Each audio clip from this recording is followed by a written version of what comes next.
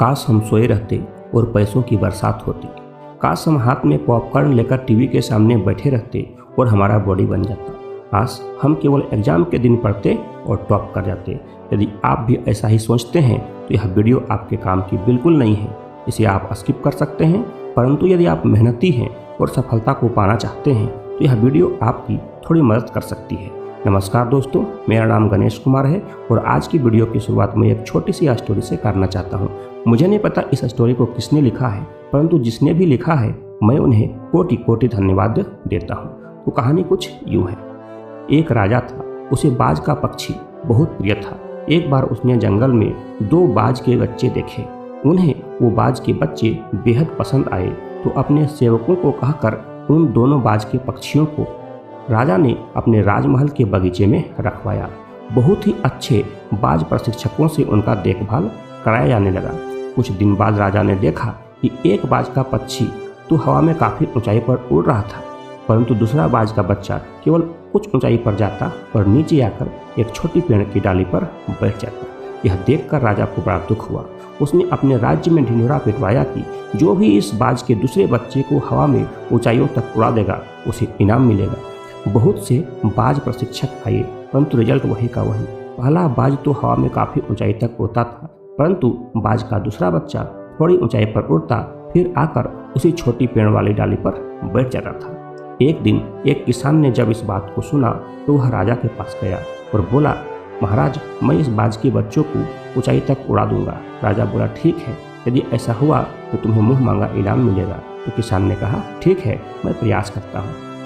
दूसरे दिन किसान राजा के राजमहल के बगीचे में गया और दोनों बाज के बच्चों को ध्यानपूर्वक देखा। 3 दिन बाद किसान ने राजा को बगीचे में बुलाया तो राजा ने देखा कि दोनों बाज के पक्षी हवा में काफ़ी ऊंचाई पर उड़ रहे हैं। राजा की खुशी का ठिकाना नहीं रहा।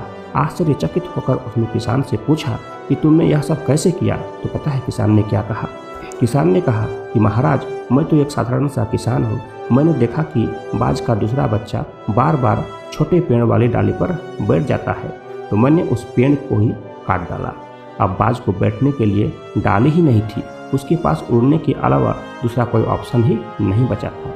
तो दोस्तों, हमारे साथ भी कुछ ऐसा ही होता है। जिसके साथ हम जकड़े हुए रहते हैं, चिपके हुए रहते हैं, उसे छोड़ना ही नहीं चाहते हैं। दोस्तों, एक बच्चे को जब तक हाई स्कूल का मोह नहीं छूटेगा तो क्या लगता है वह कॉलेज के लाइफ का आनंद ले पाएगा?